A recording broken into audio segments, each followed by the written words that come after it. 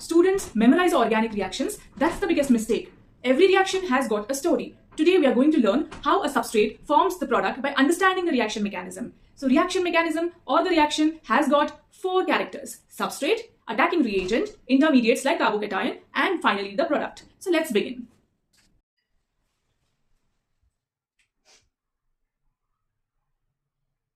Substrate reacts with an attacking agent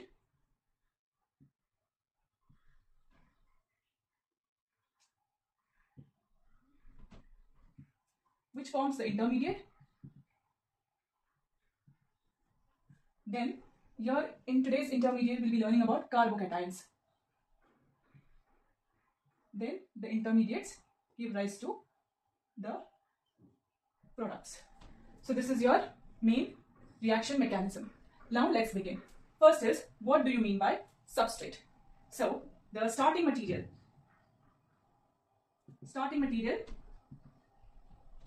in an organic reaction. So whatever will be the starting material taken, that will be called as a substrate, or it will also be called as a reactant. Next comes attacking agent. So there are some molecules called as electrophiles, nucleophiles, or free radicals. So these are going to attack your starting material. So such molecules are called as attacking agent. Now next comes intermediates. So what do you mean by intermediates? Now when a substrate reacts with an attacking agent, you are going to form a high energy state. You're going to form high energy state which will be unstable. Okay, that is, it cannot remain in this state for a longer time. So it is called as unstable. So such states are called as intermediate states. So intermediate state, you can also call it as in-between state, okay, which is formed before you get a product. So now what is product? Product, you know that this is the final part of the reaction. Whatever final substance you get, that will be your product. In this whole reaction, new carbon-carbon bonds are formed. So carbon-carbon new bonds are formed. So this is all about reaction, organic reactions. Sometimes along with the products, you may get some additional products which are called as byproducts. They are called as byproducts, which are not your main products which you need, or main substances which you need. So then, what do you mean by reaction mechanism? It is a detailed sequence of electron movement, energetics of bond cleavage and formation, and rate of transformation of reactants into products. So you mean by this, so it's a detailed sequence of electron movement. So here you can see that electron movement happens. Okay, so electron moves from one place to another, from one molecule to another. Energetics of bond cleavage and formation. So what are the energy changes happening when there are new bonds formed and new bonds cleaved? That is, when a bond is broken or a bond is formed, what happens to the energy? And next is the rate of transformation of reactants into products. So how fast the reactant gets converted into products, so along with the time. So this is all studied under reaction mechanism. Now you know that organic molecules are made up of covalent bonds. So how this covalent bond is broken or how it is cleaved? So there are 2 types of bond cleavage in organic molecules. So let's learn about bond cleavage, or you can call it as fission. Fission. So there are 2 types. One is homolytic cleavage, and second one heterolytic cleavage. So homo and hetero. So you know already that homo means same and hetero means different. Now with this concept, what does these 2 type of cleavages mean? Let's learn. So first we will learn about heterolytic cleavage. Okay, so we will learn about heterolytic cleavage. Then I will explain you homolytic cleavage, because I want to tell you about carbocations first. So carbocations are produced by heterolytic cleavage. So that's the reason I'm going to tell you heterolytic cleavage first. So let's learn about heterolytic cleavage. Okay, so let's take an example, methyl bromide, that is CH3Br. Now what I have done is, I have written it this way. Now there is a bond between carbon and bromine, that is this bond. Okay, it has got 2 electrons. So this bond is made up of 2 electrons. One electron is of carbon and the other electron is of bromine. Now what happens is, when the bond is broken heterolytically, these 2 electrons, these 2 shared pair of electrons are taken by one of the atoms. Now for example, here it is taken by the bromine. So therefore, I will be writing it as, since bromine gets these 2 electrons, so I will write it as Br minus, whereas carbon loses its 2 electrons. So therefore, I will write a plus charge on carbon. So I will write it as CH3 plus. Now, if you see the CH3 plus, that is called as carbocation. It is called as carbocation, or earlier it was called as carbonium ion. So now it is called as carbocation. So this carbon with positive charge, since it is a methyl carbocation which has got 6 electrons in its outermost shell. So this has got 6 electrons. So therefore I have written it as sextate configuration. So it has got a sextate electronic structure. So it has got, this carbon has got 6 electrons. Whereas Br has got a minus charge. So altogether it completes its octet electronic structure. So it has got octet structure or octet configuration. So this was about heterolytic cleavage. Now I will tell you about this carbocation. Its types. These carbocations are the intermediates which are formed in the reaction mechanism or in organic reactions, you can say. So there are 3 types of carbocations. First is the primary carbocation, which we also call as or represent it as 1 degree. Next group or next type you have secondary carbocation, which is represented as 2 degree.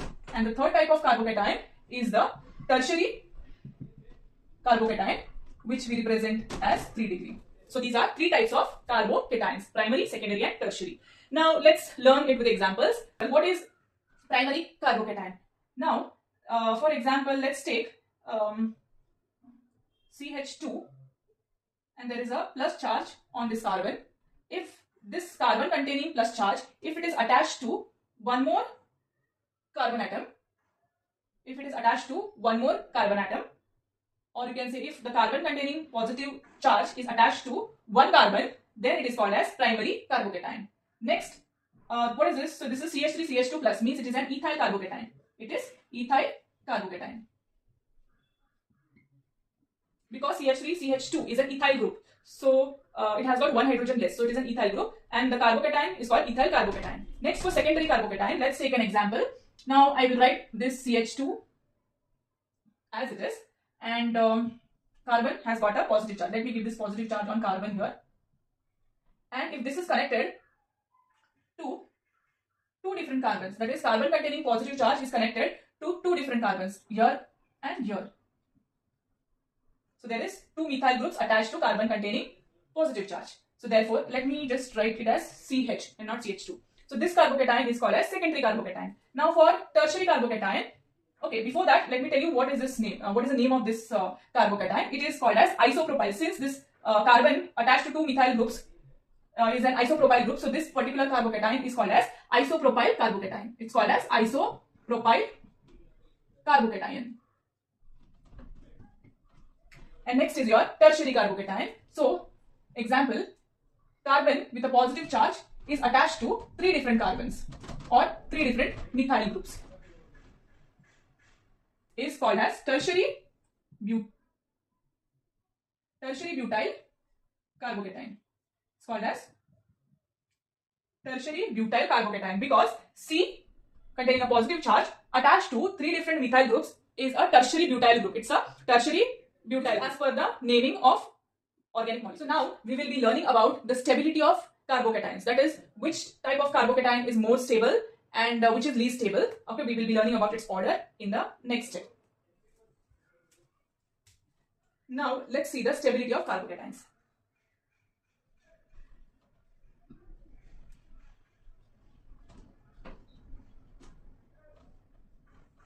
So these carbocations are unstable. Okay, they are unstable and they are highly reactive species.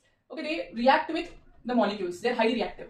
Now carbocations, you have seen that they have methyl groups attached to it. Okay, so let's see how it works now. Now if you see, there is a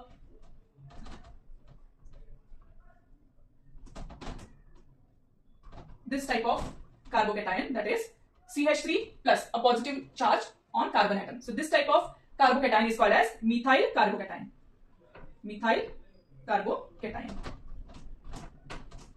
So this is highly unstable type of carbocation because it has got no methyl groups attached to it. Now next. So as per the stability, this is least stable.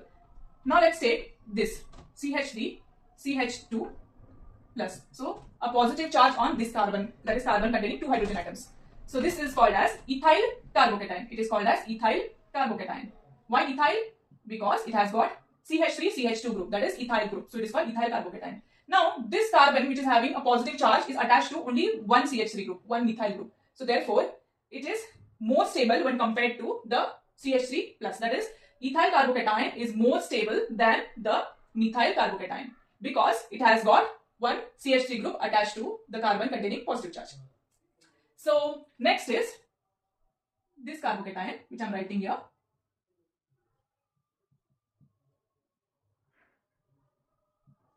Now this type of carbocation, it is the carbon containing positive charge is attached to two methyl groups, two CH3 groups. This is called as isopropyl group. It's an isopropyl group and carbocation is called as isopropyl carbocation.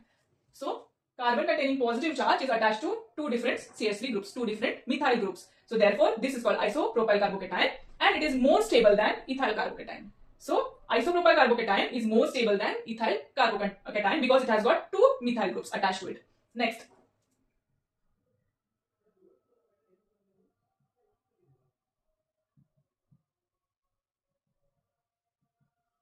So this is the last type of carbocation. Carbon containing positive charge is attached to three methyl groups. So therefore this is called as tertiary butyl carbocation. It is called as tertiary butyl carbocation because this particular group is called as tertiary butyl group.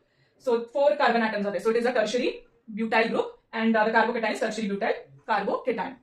This is more stable than the isopropyl carbocation because it has got the carbon containing positive charge is attached to 3 methyl groups. Okay, so therefore the least stable type of carbocation is a methyl carbocation and the more stable, and this is less stable. So tertiary butyl carbocation is more stable and the methyl carbocation is less stable. So this was about the stability of carbocations. This is very important because the questions based on this will be asked in your board exam as well as this will be asked in your Neet and JEE exams. So the molecules will be given and they'll be asked which is more stable. So you should be able to identify what type of carbocation will be formed in those molecules and based on that you should identify the stability. You should know the stability of those molecules. So this is your this is all about your carbocations. So here I just wanted to tell you something now. So why your tertiary butyl carbocation is more stable and why methyl carbocation is less stable. See, now if the more the number of methyl groups, the stability increases. So these methyl groups only add stability to the molecule. Methyl groups stabilize the molecule by two different aspects or two different effects. One is inductive effect and second is hyperconjugation effect.